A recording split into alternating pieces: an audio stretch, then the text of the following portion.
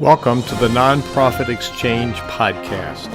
Stories by leaders for leaders to help you raise the bar on your own excellence, to release the potential inside of you. Now, here's today's podcast. Greetings. Welcome to the Nonprofit Exchange. Just like every episode we've had so far, we have a really good guest today who's done some really good stuff. And I'm sitting here in Lynchburg, Virginia. Co-host Russell Dennis is sitting in Denver, Colorado. Hello, Russell. Greetings and salutations. Happy Tuesday, everybody. Welcome back. We do these podcast interviews every Tuesday at 2. And you're listening to these, I don't care when it is, it might be a year from when we recorded it or later. You can always go to thenonprofitexchange.org, thenonprofitexchange.org. You can see the archives of 3 years, like Russell said, 3 years worth of incredible interviews. And today is no exception. We have sitting in Raleigh, North Carolina, Rod Brooks. Rod, hello. Hello, Hugh. Good to be with you and Russell. Thanks so much for having me on the podcast. We, the people that are listening can't see, but Rod's got this big map behind him, and he's sitting in the offices, the main offices of an organization called Rise Against Hunger.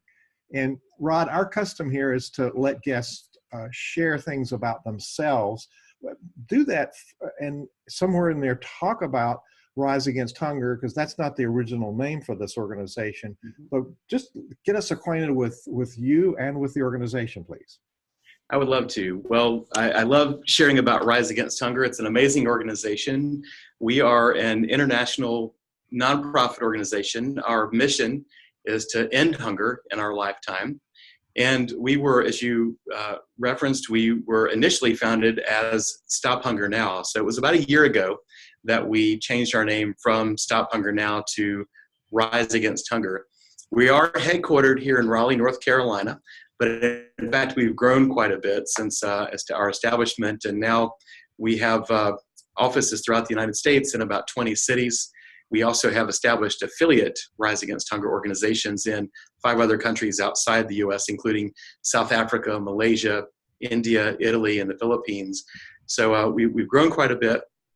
We're probably most well known for our meal packaging program. This is a program where volunteers package high protein, dehydrated meals that we use in a very strategic way, feeding children through school feeding programs. This is a very strategic way to end hunger because on the one hand, you provide nutrition that enables those children to learn. But in addition, you provide an incentive for parents to send their kids to school. We often see when we start school feeding programs that the school enrollment will double, triple, quadruple. And as more children get into school, education, vocational training opportunities, literacy levels increase, and it's through that you can begin to break the cycle of poverty around the world that so often keeps people hungry. And so that is a program that has grown dramatically since we started the program. I remember our very first meal packaging event was December 2005, and that first full year, 2006, we packaged 1.7 million meals, which we distributed to partners around the world. Last year, just in the U.S. alone, we packaged nearly 60 million meals. Engaged 380,000 volunteers, and we nourished the lives of more than 1,040,000 people. So our impact is great, and not only is our impact through providing these meals and nutrition through school feeding programs, but we also support programs that enhance local food production, that enhance local family incomes, which increases access to food and which leverages natural resources. Those are sustainable community development projects which we support to help end hunger on a permanent basis. We're also very much involved in crisis relief as well as advocacy around hunger. So we try to take a very holistic approach to ending hunger, and we're very we feel like we're part of the movement. We're part of supporting the movement to end hunger around the world. And tell us about you. What's your background, and how did you end up in this seat? What was the chapters before this that prepared you for this? Sure. Well, interesting. I was born and raised in North Carolina, and I confess that through high school, I had never traveled out of the state, much less the country, until the summer after my senior year in high school, where I went on a school field trip on one of those sort of 14 countries in 11 days type trips. And I suppose that piqued my interest. I'm not sure if it was the beer we drank in Munich or what, but it piqued my interest in international travel. And that led me I had already been studying Spanish in high school, but when I got to college, I had a professor there named Professor Larrey, who was the spitting image of Don Quixote. And he convinced me that I needed to go spend my junior year living in Seville, Spain. I did that. I lived in Spain for a year on a junior year study abroad program. And I can only describe that experience as life-changing. It took a person who was born and raised in North Carolina and just completely changed my perspective. I realized in particular how much I had in common with people around the world, that despite the differences in culture and language and taste and what have you, that there was just a tremendous amount that we shared at heart. And that was what led me to an interest in global education and eventually working internationally. When I graduated from UNC Chapel Hill with a degree in Spanish and economics, I went to work for a nonprofit organization whose founder had a vision to create a global learning center in downtown Raleigh. He, like I, had lived a couple years abroad. He was a Peace Corps volunteer living and working in India. And it was appealing to me to help develop a learning center like that, where people could essentially gain the experience that I had, which was to learn how we were connected with people and places around the world. And so for 16 years, Hugh, it's remarkable that I was able to hold a job for 16 years right out of college, but somehow they kept letting me put on different hats. And I went from just managing one of the outreach programs to ultimately being the vice president for administration with that organization called Explorus. I was there through the conceptualization, the design, the fundraising. It was about a $80 million project, and I was fortunate to be involved in the fundraising, learned a lot through that experience. Ultimately, the construction and operation of the museum. So that had been my background prior to joining with Rise Against Hunger, which again at the time was called Stop Hunger Now. And that actually leads me to I think the topic today that I think might be of interest to your listeners to hear about. And that is how I became involved with Stop Hunger now Rise Against Hunger, and what that process was for becoming CEO of an organization that began with a very passionate, visionary, charismatic founder, and how we achieved that transition. That's what I'd love to share with you today, and would love to answer any questions that you have too. And well, that's quite a story. You had some pretty significant training before you came to this job. I did. Quite remarkable. That's quite remarkable. Now, I want to remind the listeners that we did interview Ray Buchanan, the founder, several months ago, and he talked about the history and the philosophy and whatnot. And you're taking this into a different direction.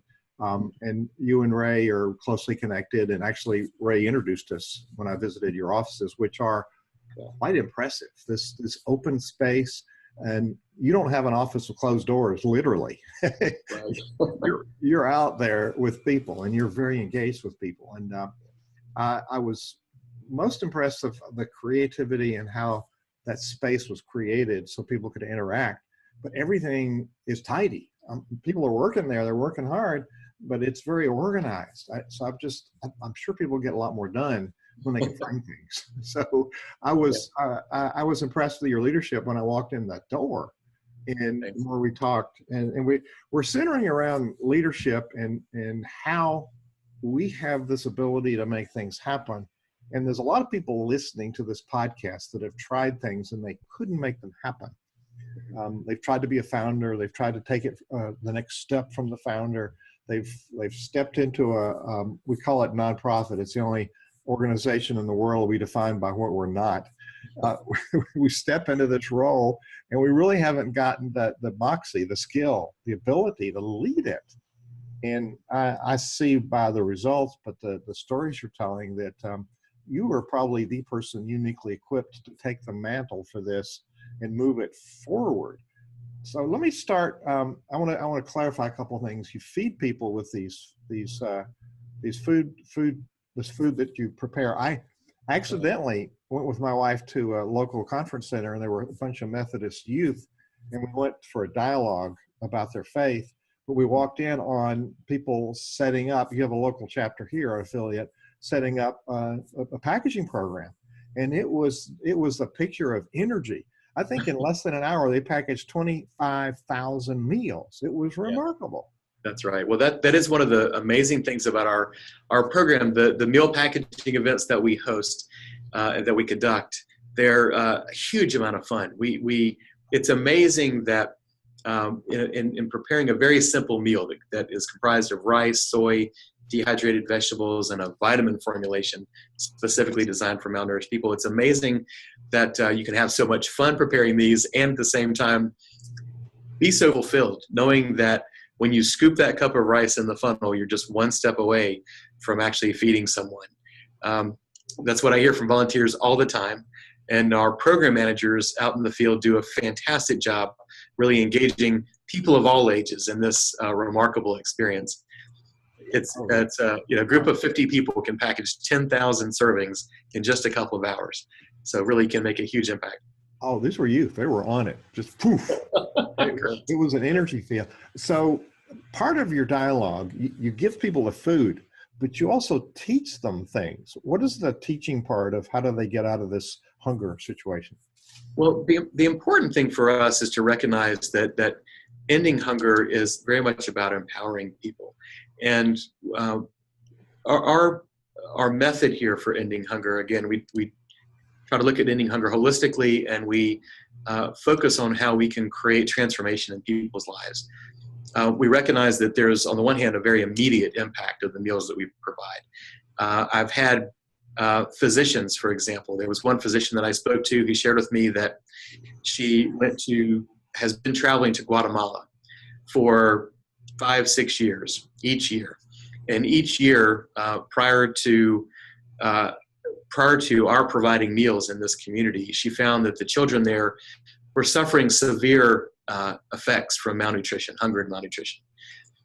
It was only a year later that from when we started providing meals in this community that she contacted me and said, I'm amazed that in the period of 1 year, the children that I'm serving here, they're not exhibiting the effects of hunger and malnutrition. If anything, I'm here treating cuts and bruises, the kinds of things that happen to kids when they're active and can play. So it's amazing what happens truly in just providing the kind of nutrition that we do in such a short amount of time. But what's also very important is the long-term impact of these meals that we're providing. Again, when we start a school feeding program, it provides an incentive for parents to send their children to school. We tend to take sort of universal access in school here in the United States a bit for granted, but that's certainly not the case around the world. Mm-hmm. And so we often see when we start a school feeding program that the school enrollment dramatically increases. That, of course, provides greater access to literacy, vocational training, and it's through that education that we can begin to break the cycle of poverty. What we also find, though, is that the majority of that increase in school enrollment is young girls. It's often young girls who are not educated in a developing community, country in the world. And so on average, studies show that a girl who is not educated might have between 7 and 8 kids in her lifetime. Whereas if she is educated, she's learning to read and write, that birth rate drops to between 2 and 3 children on average. As a result, maternal health rates dramatically increase.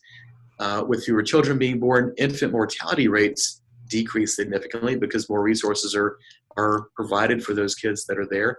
And that has a huge impact over time in actually reducing the number of children that are born each year.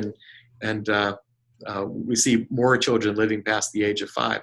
So it's these long-term benefits that we often emphasize. And then, of course, along with the nutrition programs that we support, we're supporting programs that increase local food production. One example is, again, in Guatemala, we began working about 18 months ago with a local group of farmers there who, learning of our organization because of the meals that we provided in their community, came to us and said, we would like to start raising tilapia fish in our community. And we provided some funding, about $42,000. We provided technical expertise and some help with their program design. But ultimately, this is something that we empowered them to do locally. We saw not only more food being produced in the community, some of which was shared with the school feeding program we were supporting, but we also saw the incomes of those farmers dramatically increase. And so that is something that we recognize that, through those types of programs, we can eradicate hunger community by community around the world. That is remarkable. I detect this is not just a cerebral thing. It's not just a job for you, it's a passion. When you talk about it, the passion comes out, and that's underlying this, but you do have the skill set. And I want to have you talk about the journey. That's so remarkable. Your program is stopping hunger, but it's also economic development, and it's jobs creation. It's a number of things, community engagement. So it's a number of things, right? And Hugh, there's one other piece which I have to emphasize. And the reason that I think our meal packaging program is so powerful is that, as I mentioned, last year we engaged about 380,000 volunteers around the world packaging meals. We could have packaged those meals with a machine in a factory somewhere. But there's a reason that we engage volunteers, and that is that we believe that in order to end hunger, we have to create a movement to end hunger. We have to create the general will as well as the political will to mobilize the resources to end hunger. And so I like to think that those that we engaged last year are 380,000 hunger fighters who are now engaged in a very hands-on way in ending hunger. They've become more aware of hunger, where and how it exists and why, and they've become aware that there are some very specific, successful, sustainable things that we can do to end hunger. So this is why we have a focus on this. And interestingly, we have just launched a campaign I want to share with everyone. It's called This is Possible. Something exciting happened in September of 2015. The United Nations adopted the Sustainable Development Goals. SDG number 2 is to achieve zero hunger by the year 2030, just 12 years from now. It turns out that one of the biggest challenges to achieving that goal is simply the fact that many people don't realize that hunger doesn't have to exist. They don't realize that we produce enough food in the world to feed every single person. They don't realize that, in fact, over the last 2 decades, we've made tremendous progress in reducing the number of people who are malnourished around the world by as much as 20%, in fact. We still have challenges. We still see an increase in hunger due to conflict and people being displaced from their homes. And in fact, we saw a bump in the number of people that are malnourished due to conflict over the past couple of years. But when you look at the trajectory, we are clearly on a trajectory to end hunger by 2030. And that's what this campaign, This is Possible, is really all about. To illustrate to people that ending hunger is not this huge, insurmountable problem, but rather a series of smaller problems that are solvable through, again, effective, proven, sustainable solutions. So look on our website, riseagainsthunger.org, and be sure to check out our new website, which is 2030ispossible.org, to learn more about how, in fact, we can end hunger by 2030. Those are numbers 2030. Is 2030ispossible.org. Definitely. Okay. Wow. That's quite remarkable. And so you came into an organization, it's like riding on a conveyor belt that's already gone. You came into an organization that had a good board, it had a good vision, had a good program. And so there was a transition from the previous leadership to you.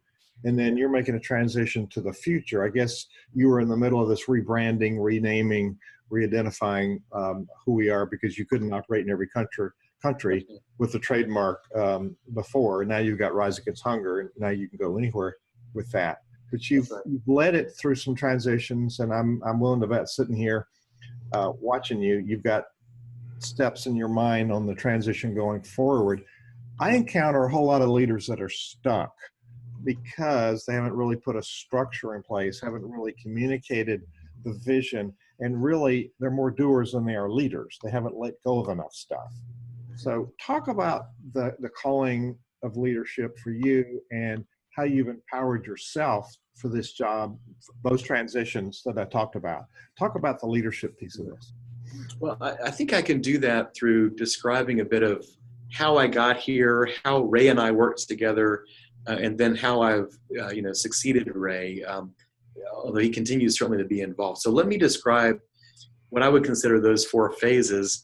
I will say that I think that Rise Against Hunger, we have accomplished an effective transition from, again, a very successful, passionate, visionary founder to me as a successor CEO. And that, frankly, is, we recognize that is often a step that is very difficult for, founder-based nonprofit organizations. So I think there's value in describing this transition.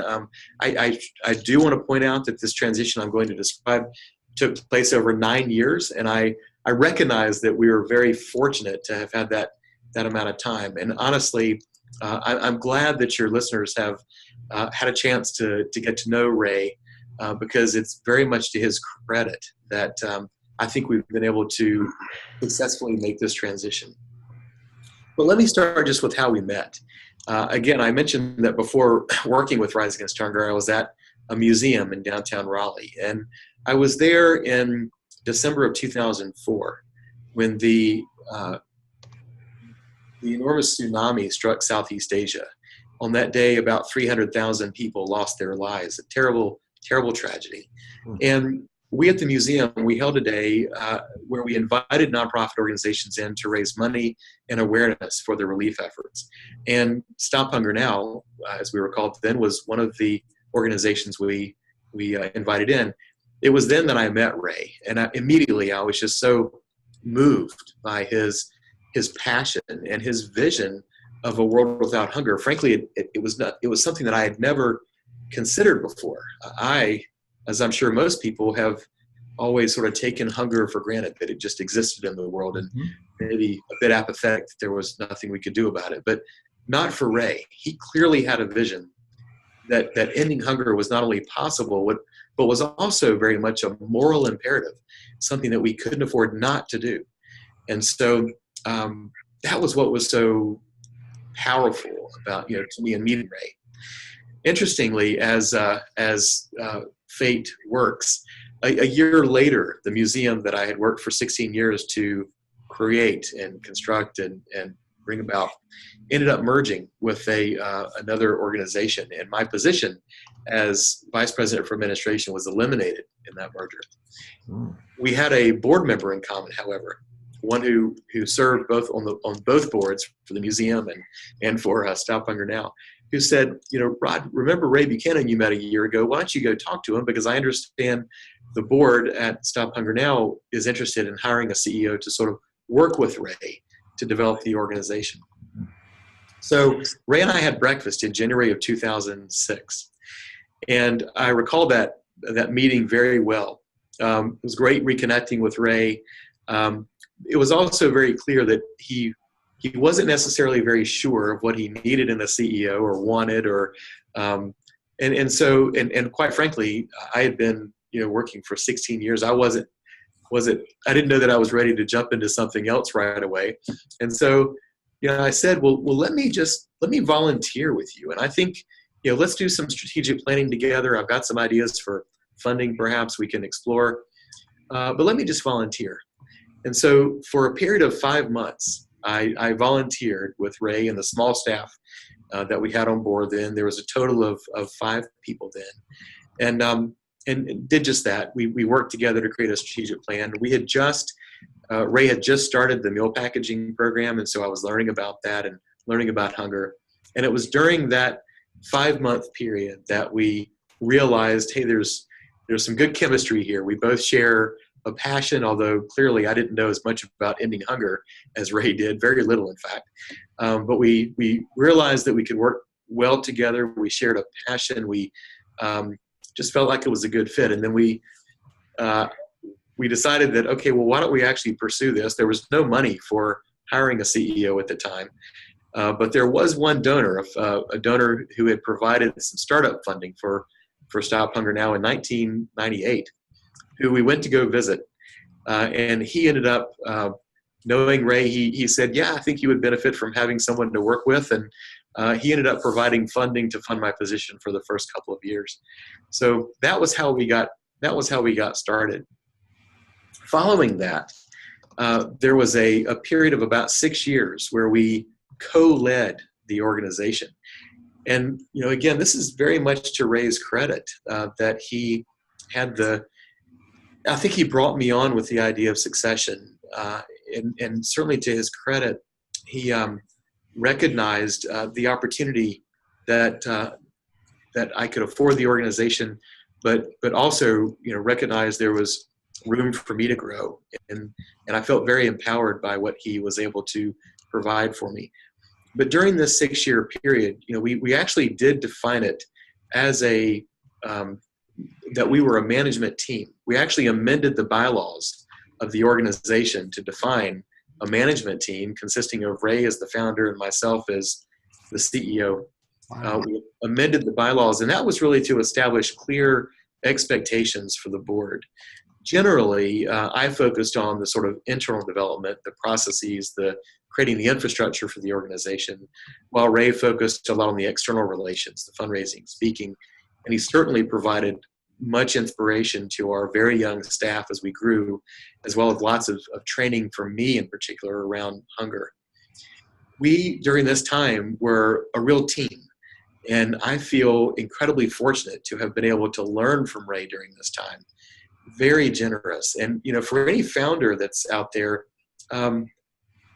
this is something that I can really offer, that I think it would have been easy for Ray to have, held back or not shared everything. But really, during that period, I was able to internalize not only just the knowledge that he had in his head, but really the passion that he had for our mission. And that was something that was such a gift that he provided to me during that time. So that time where we were working together as a team was a very effective period of very significant growth. And over, frankly, the last 12 years, we've grown from an organization of about 5 people with a budget of about $800,000 to now our annual budget is about $23 million. We have about 140 people on our staff, and we distribute another $26 million in in-kind aid around the world. So we've really seen exponential growth. And that period where we were co-leading the organization is a period where we saw perhaps the most rapid rate of growth. But it wasn't I want to highlight a couple of things. Russell, Rob's given us permission to interrupt and clarify some things and highlight some things. I don't know if you're hearing what I hear, Russell, but there's so many, quote, leaders, Rod, that will not take input. I've got to show it myself. And so what I'm hearing you in that dialogue, well, you had a willing giver in Ray, of course. Yes. Not everybody would be willing to take that input and to create that partnership. So, Russell, how many people have we met in our careers that are going to just figure it out and do it, and they don't want to take this kind of support? I mean, you've met a few, haven't you? Well, it's really painful to watch. I think 2 things were going on. Ray probably had got a hold of a copy of The Founder's Dilemma and read that. And, one of the things, I know you mentioned being in Spain, and nothing like a little bit of wine to grease the skids. You just hung around too long, and I'm telling you, if you hang around long enough, they're going to find something for you to do. It never fails. Your case. So Yeah. It never fails, but you did all of the pretty much did everything right as far as ramping things up, and that's pretty important. And if you try to do things by yourself, you're really heading for trouble, and that's where you ramp up by leveraging everybody's efforts. And I've seen some other people do things like Travis Smith here in Denver. He started an organization called Impact Locally, and they're in Colorado. They're in 11 cities, by the way. Philadelphia, Denver, just two of the cities they're in. But mobilizing all of these volunteers, that's huge. To pack lunches. I've gone and packed some lunches, and we cranked out 1,200 sack lunches in 45 minutes. And you get volunteers. People can get involved, and you can really leverage the effort of volunteers to actually feel like they're doing something. And then after we put it all together, we go as a group and we have a route of maybe 12 different places where homeless people appear and distribute it. And it really engages everybody. It keeps people going. You have some different people every month, but it's got a lot of energy. The other thing I like is what my friend Wendy Lipton Dibner calls ethical bribes. And that's getting these meals out to the students. There's a purpose to getting that out, and there's so many other benefits. It's just a really neat ethical bribe, and you'd be surprised how many kids here go without good meals who are eligible for free food right here in the United States. So that's pretty critical, and trying to find ways to develop food sustainably is remarkable. It's a great business model. And so, yeah. And I want to go back to the leadership piece of so you have competent people, but you onboarded from 5 to 140 people, and creating systems. So what we see commonly is that leaders do overfunction. So it limits that growth, it limits the functionality of others. So I just wanted to highlight that piece of your story where you were open, transparent, vulnerable, you took input, but you also empowered others, not only in the volunteer program, but what I see in your staff and your board and your other workers. So I just wanted to isolate that as we look at best practices for leaders. So sorry to interrupt your momentum there, but that was too good to let it pass. Absolutely. No, I'm glad you mentioned that. And again, that period, as Ray and I were working really as a team, was one of the periods of most rapid growth. And, it was very much, I think it was, our skills so complemented each other, and we worked together and found out how to work really closely. I do want to point out, though, before this all sounds too rosy, that there were some challenges during that period. There were challenges like, with co-leading an organization, who does staff turn to? Where is the ultimate accountability that the board needs to look to? Between the two of us, Ray and I had to make sure that we didn't overcommit the organization, and we had to stay very close together on commitments and decisions that we were making. I think we overcame some of those challenges through a number of things. One, frankly, was just the ability to have very candid conversations together when things went wrong, and that was that came about through the strong relationship and sense of trust that we had built with each other from the day that I started volunteering through the years that we had worked together. We were courageous enough to speak candidly with one another, and I can't say enough how much I value that in the relationship that we had. Another thing was that I always felt that Ray was invested in my success. Again, I think you're probably right, Russell. Maybe he did pick up a copy of that book, The Founder's Dilemma, but he realized that his success would depend on my success and following. And again, I always felt that he was really invested in my success. And frankly, I feel like he continues to be. Looking back on those days, I recognize how it would have been really easy, perhaps, for him to have felt threatened. But I certainly never experienced that. And likewise, I will share with you honestly that from my perspective, I think initially when I came on board, that initially I felt I felt a lot of pressure that I had to be the one that people expected me to be just like Ray. It took me a few years. It took me some learning and sort of coming into my own to give myself permission to be myself as the leader in this organization. And I think that as I came into that, that it also strengthened my ability to honor Ray as the founder, and at the same time sort of stand in my strength as a leader. And again, I just really feel fortunate that Ray empowered me during those years to really build that sense of self, and we did it in a way that really was honoring and respectful of each other. But you're right, that is a common stumbling block for leaders coming in after someone else, to give yourself permission to be you. And that's the authenticity of a transformational leader.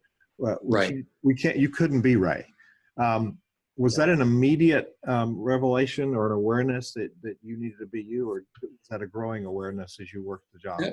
I think that was a growing awareness for me personally, frankly, because again, Ray, and again, I'm glad your listeners have had a chance to meet Ray, because he's again a very visionary, passionate, charismatic kind of person. And you step in, you follow someone like that, and again, you sort of feel this pressure, at least I did, to be that guy. And it turns out I had to be my own person in order to lead successfully. And Ray was very supportive of me in stepping into that, coming into that role. You're giving us some important lessons for all of us, even though we teach this, Russell, and we still have some of these traps. So go on with your journey. This is a fascinating journey, and I just wanted to highlight some of these leadership awareness pieces, the competency, and then I'm sure there's times you had to reboot and refocus as you grew into this job, which is huge. Right. That's right. Well, then, with that, we come into sort of the next phase, which was that Ray had less and less of an interest in sort of the day-to-day operations of the organization, and frankly was interested in pursuing some other activities like writing a book, which he did. So when it came to that time, and we both sort of knew that time had arrived, we knew that I was in a place where I could take responsibility, and Ray was again in a place where he felt very confident and trustful in me, and wanted to pursue other activities too. We worked with the board then to define a phased retirement period over a 3-year period. The first year of which Ray continued to work full-time, but the second year he reduced his time to 50%, and the third year to 25%. And it was during that transition period then that I assumed all the day-to-day responsibility of running the organization. We went back and re-amended the organizational bylaws to reflect my role as president and CEO. I was the sole person responsible to the board. And it was through that process that we established me as the leader of the organization, and it alleviated some of the confusion around who was responsible and who was casting the vision for the organization going forward.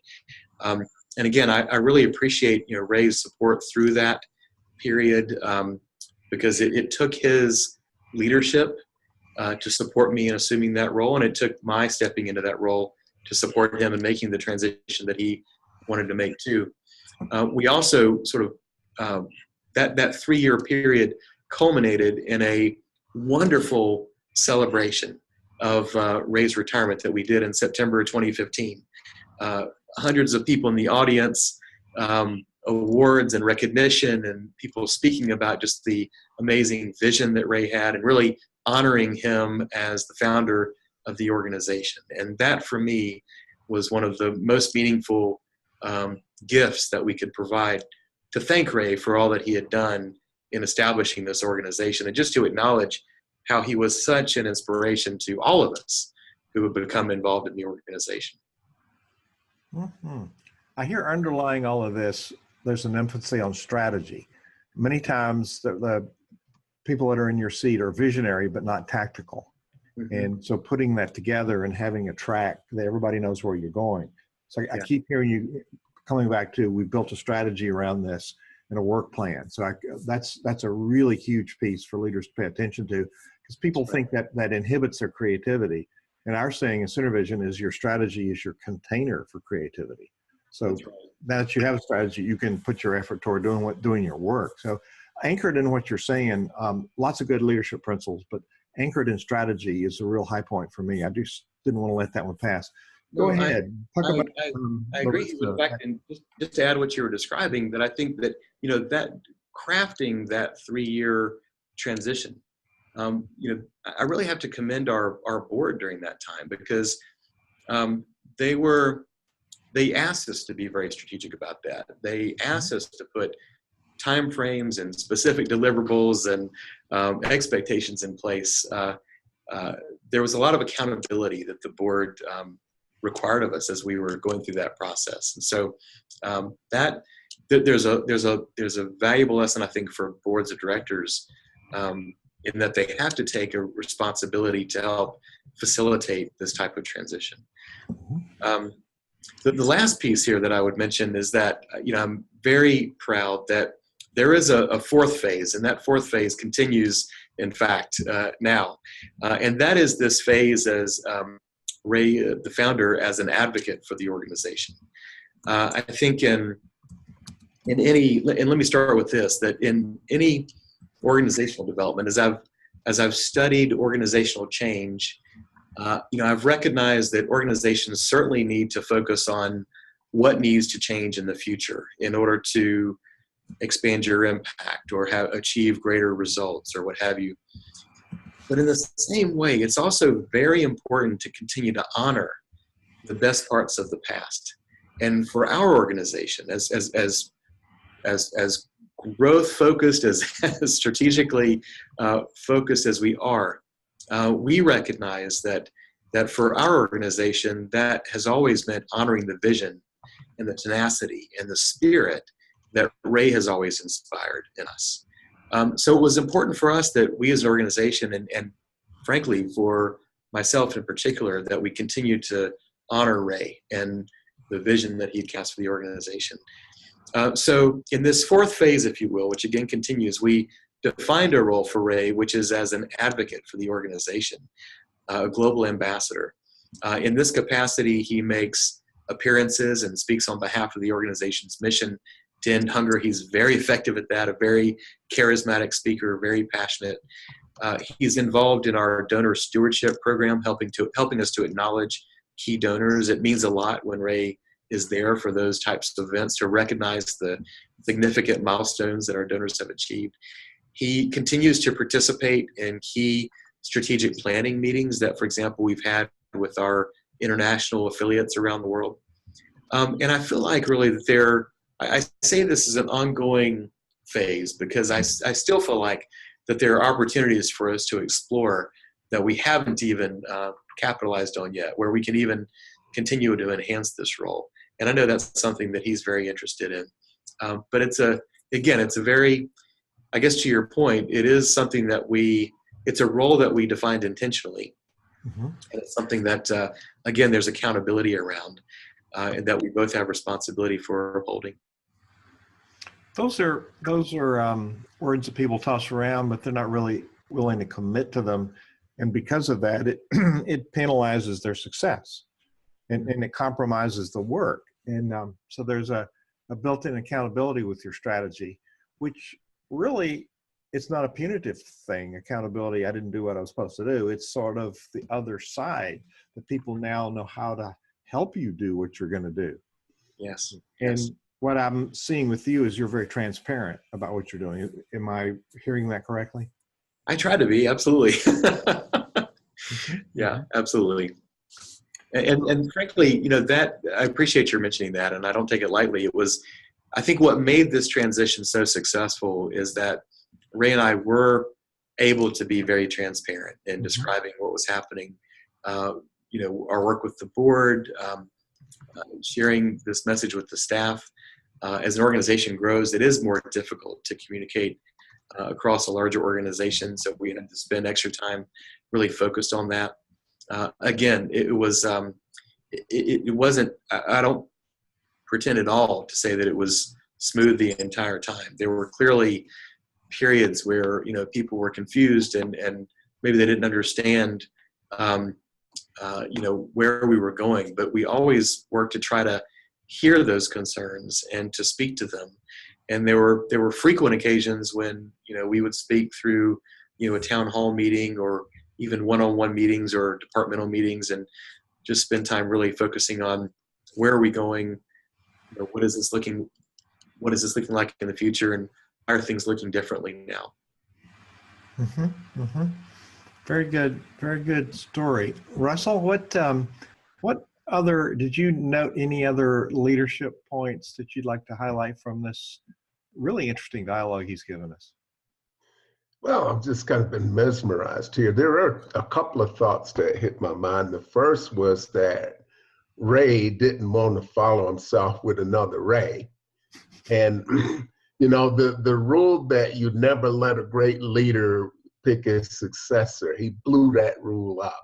Just completely obliterated that, made it null and void, and showed you that it is workable. And I suspect if we get him in the room and get him to come clean, he'll admit to us how many more rounds of golf that he's playing and how long he wanted to play more golf before he met you. And, how many rounds he could see when he started talking to you that first time more golf. I'm not sure, Russell. You don't know how passionate Ray is about ending younger, so he's I don't see him on a golf course by any means. Okay, well, yeah, you find out a lot about him. But anyway, it's just spending that time, and you've done great work as far as putting together a succession plan. And that's the way you do it. You actually build it and create it and craft it in. It takes time. All of these things take time, but you step into your own. And great leaders build great leaders. That's how an organization continues, rolls on, expands, and grows, because that should run the same way whether you're there or not. Yes. And this is the power of systems. This is what happens when people know what needs to be done. But I'd like to go back and talk and a lot of trouble or a lot of difficulty. And I had a conversation with a young lady at a nonprofit that I was introduced to, who thought, oh, the work he's doing is great, so I'd like to talk to him. And I had a conversation with her, and by now, there's been some burnout on the board. There was a lot of energy put toward a grand initiative that didn't come to fruition. And so a lot of the people that were there just kind of burned out. But the key is that leadership. And of course, you got to have a great board of directors. Talk a little bit about how you managed to get them to understand what it was that you needed from them and have them come forward? Or did you just stumble into a awesome board of director factory and go and pick the ones off the shelf that you like? How did that happen? Because none of this happens in a vacuum. And so talk about how the board started, how it developed, how it shifted, how you bring new people in. Yeah, absolutely. Well, it's a great question, and the board plays such an important role, especially in facilitating this type of transition. And when I started, we had a much smaller board. We had about six people, I believe, at the time, 6 or 7 people at the time. Now we have a board of 19 people. We have a variety of skill sets that we needed to add to our board, and at this now is the point where I have to acknowledge that